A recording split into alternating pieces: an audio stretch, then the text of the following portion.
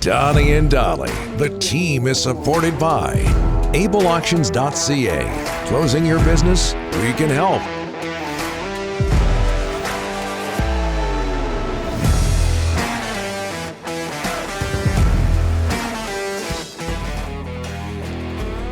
We didn't mention one ride that is epic at the Peony and other places as well. What's that? Well, we'll do that in a second. It's Wednesday. Corey Hirsch standing by. All of our guests today brought to you by the Alberni Power and Marine RPM Group, located in Port Alberni. Alberni Power and Marine, one of Vancouver Island's most trusted boat dealerships, the largest Mercury Marine dealership in Canada. Their service team just won for the fourth straight year a CSI index score well above the national average. Make your appointment for the 2022 boating season at albernipowermarine.com. Thomas Delaney's OK Tire in Langley inbox, one of several submissions here talking about the Mad Mouse. Oh, the Mad Remember Mouse. that? Yeah.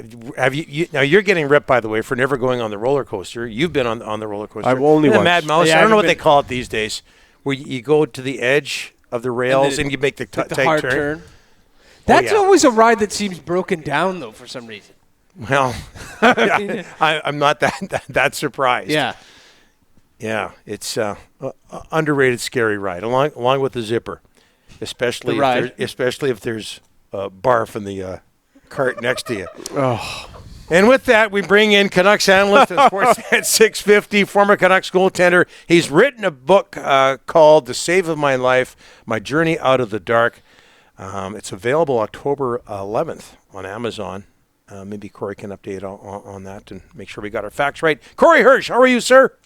I'm doing amazing. Thanks, gentlemen, for having me. And as always, good to see you guys. You guys both look good. Thank you. You guys been out working out? You've been out in the sun? Like, what's going on? Well, I don't have the sun problem. That's him. But listen. Yeah, me too. The sun's not a problem. I'd like to see the sun. Yeah, no kidding. No kidding. Hey, good Lord. What's that hat there, Mr. Hirsch? You know what? I had a friend give this to me. I think there's a company out there. I guess I'm doing a free promotion. I don't even know them. So, hey, if they're out there, hey, a little cash thrown my way would be good.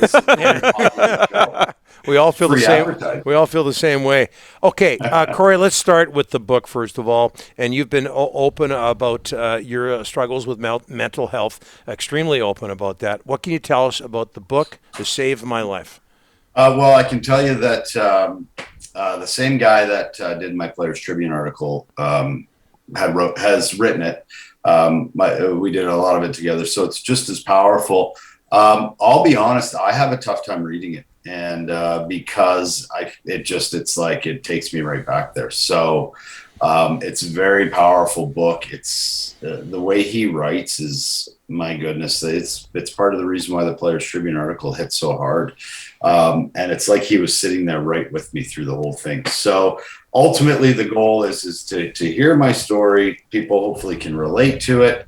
That, hey man, it gets better. It really does. And if you're in a dark place and you can read my book and see where I was and how awful it was, and to today where I am, it gets better. And that's what I'm trying to do is just tell people, you know what, hang in there. Whether it's one more day and you just got to get to tomorrow, it'll get better. Sean Patrick Conboy, is that the writer we're talking about? Yeah, Corey. Yeah, it's so gifted. And like I said, I was blown away because I have trouble explaining like OCD and what it's like and mental health issues, and I'm like, dude, were you like sitting there beside me when all this was going on? Because this is exactly what it feels like. And that's a gift when you can write like that. Mm-hmm. Like I couldn't be more thankful. And I do a lot of work with the Players Tribune because I feel that they're a very empathetic group and they're trying to help people. They're not trying to expose people or tell a story of someone's pain so that they can get clicks. It's about, hey, we're going to tell this story because we want other people out there to know that there's a better life. And this was during your playing career. Can you tell us what life was like during the peak of your issues, and was there a low point that you could share with us? So you're saying pre-Dollywall is what you're saying? Yes. after I was with everything, then I had to go back to therapy after I met volleyball. Right? Come on, buddy. We're good pals. Come on, Corey. We are good. We're always good. You know that. Yeah, it's my playing days. It's what happened when I was playing in Vancouver, when I was playing with New York. What guys on my team saw. There was an emergency meeting to explain that I wasn't well, and there was guys in the room like Russ Cordnell, Dave Babich, Kirk McLean, Trevor Linden, and just the embarrassment and the shame of having that happen, and having guys look at me sitting in the corner of the locker room with my head in my knees. As an NHL player at 145 pounds, people were scared for me. Mm-hmm. But that moment was also the moment that I probably saved my own life, because I had no choice but to get help. So the story in there is that through that, and then, some of the post stuff and up to meeting Dollywall. So it's all good. So during or pardon me, before a game, in between periods, head between your knees, and there was a scene. At a morning skate. Okay. It was at a morning skate. I was supposed to start that night. Mm-hmm. And I was standing in net, and I couldn't. It was in New Jersey. It was when Mike Fountain got a start in New Jersey. Mike Fountain got his first NHL start. It was a shutout. Yeah, I remember that. Well, that morning, I was supposed to play that game, but it was that morning where everything just collapsed. I was non-functional, and I had to go to Tom and say I can't play because of standing in net. I couldn't see pucks, and it was just, when your brain is so overloaded, it's like a computer that's just gone and gotten short-circuited, and now it's just not functioning.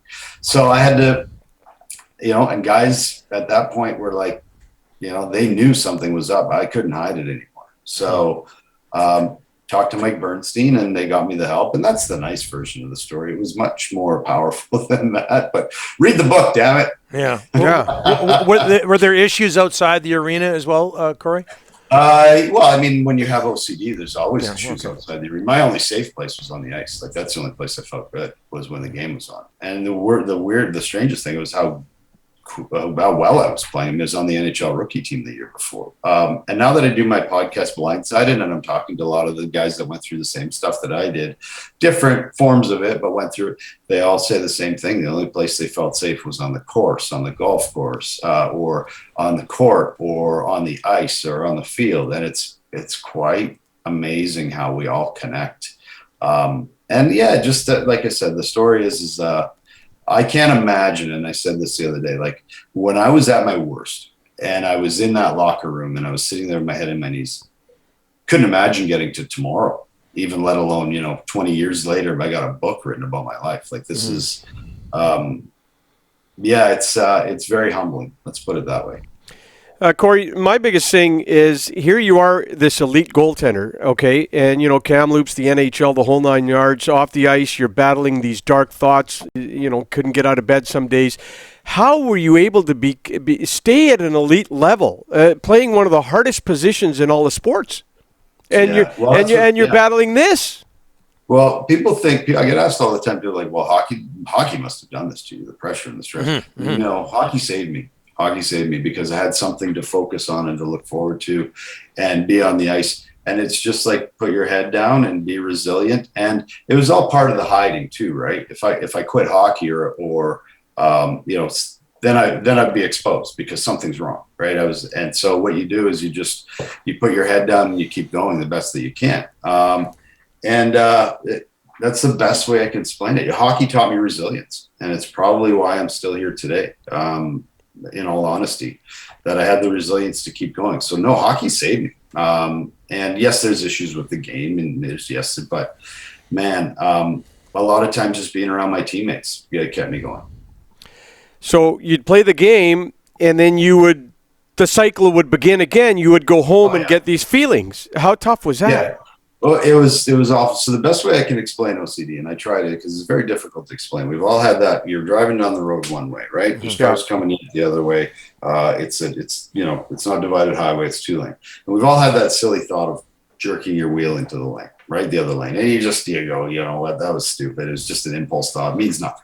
So a non-OCD brain would go home, you do your emails, you forget about it, you'd laugh it off. You'd be like, that was a stupid, you wouldn't even remember it. My brain would overanalyze it, focus on it, relentlessly, it would punish me saying that I wanted to kill somebody else, that I wanted to hurt somebody else, that I wanted to do something, I wanted to kill myself, right? And it's like, so I would get to the point where I would never hurt anybody. I mean, I love everybody, and I would never want that to happen. And this is the best way to explain it, to the point where I would just stop driving my car to not have the catastrophe happen, right? It's never going to happen. It's just a silly thought. It's a garbage thought. But my brain would hammer me with it and tell me that I was this horrible person and that this and that and that and that.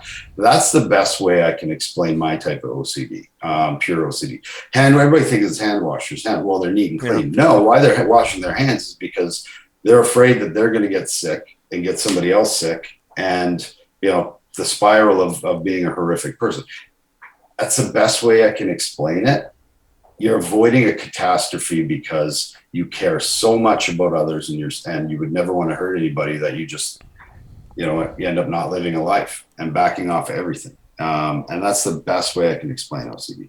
You got help? How are you now, Corey?